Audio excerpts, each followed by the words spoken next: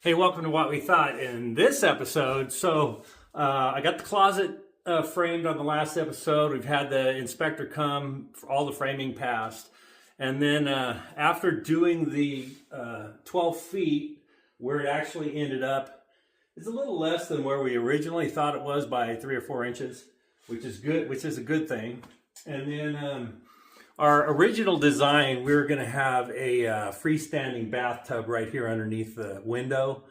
And, I had it all taped out in that first episode, and it seemed like it was going to work. But then as we were building and we're looking at it and we're kind of getting a feel of the room, that would just make it feel really cramped, like when we're trying to use the closet, if we pull clothes out and want to get dressed or whatever.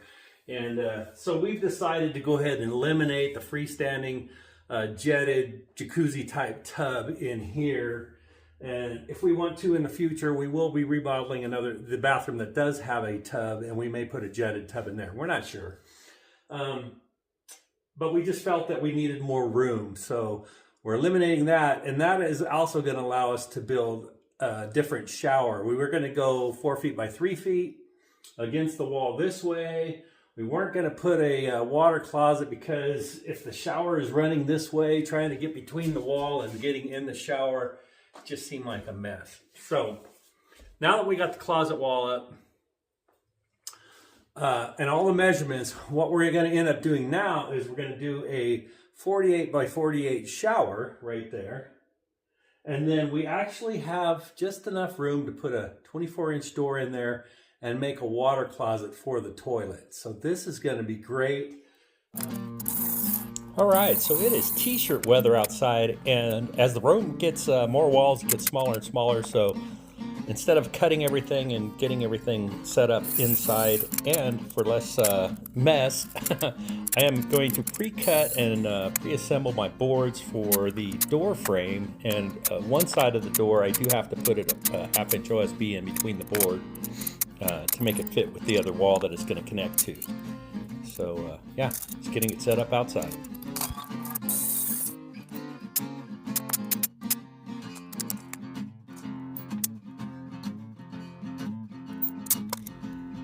All right, so now I got to bring all my wood in that I have pre-cut, and then I'm just going to lay it out on the floor. I do have room enough to nail this all together inside. And this is the door frame for the water closet, and basically pre-cut, just got to assemble it. As soon as I get it all nailed together, get my little 16 on center board in the middle, it'll be ready to stand up. And right here, now we got to get it all lined up. Okay. And again, before you put any nails in, you really got to make sure you got everything right where you need it to be. Everything's level.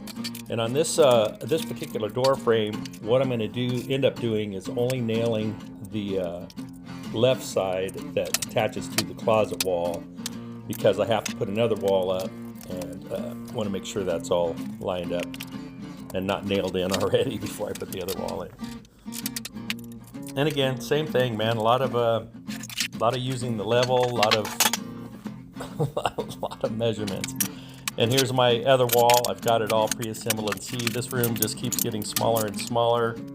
I barely have enough room to even assemble this wall inside this room. So this is the 48-inch wall. This is going to be the wall of the shower. And I've got to get my 16 on centers, and they just happen to work out to where the plumbing can come up right through the middle for this for the shower wall. Or the plumbing is going to be on actually this wall. So get it all nailed up. Get it up. Okay.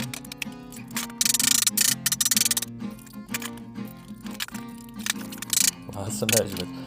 I go from one wall to the other wall, and then I got to use the level and just to make sure, because the outside wall is actually a half-inch difference from the bottom to the top, which, I don't know, it's kind of a lot, but this house was built in 1960. Most of the walls are pretty plumb. They're pretty straight. I don't know why this back wall ended up not being as straight as the rest of the house, but it's all good. Get it all framed up, get it nailed up, And then of course, I got to install the door.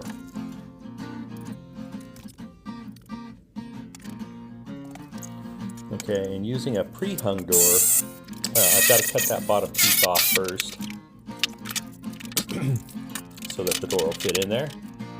And then you got to check your gaps and see if the shims are going to be enough. And I ended up needing a little more than just the shims. And I had some paint sticks that were roughly a 1/4 inch, a little less than a 1/4 inch, maybe 3/16 of an inch, that I used to space on both sides with the shims.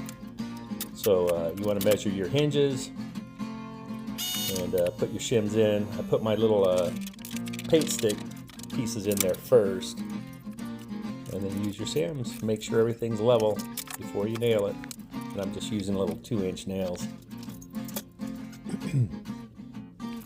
You can't see it. I didn't film on the inside, but there's the gap on the door where it closes. You want to make sure that that gap is lined up as best you can. And just little final nails in it. I'm going to cut off and break off all the little pieces of wood.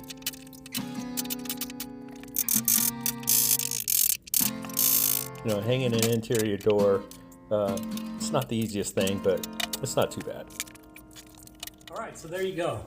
Now we have a water closet for where the toilet room will be, and then over here will be the 48 by 48 shower. And we're gonna have that all tiled in. All right, I'm gonna actually have somebody do the tiling because I don't want to mess with it. Anyway, that's all we got. 48-inch by 48-inch shower, and then we now have a water closet. Very happy with that. Thanks for checking this out.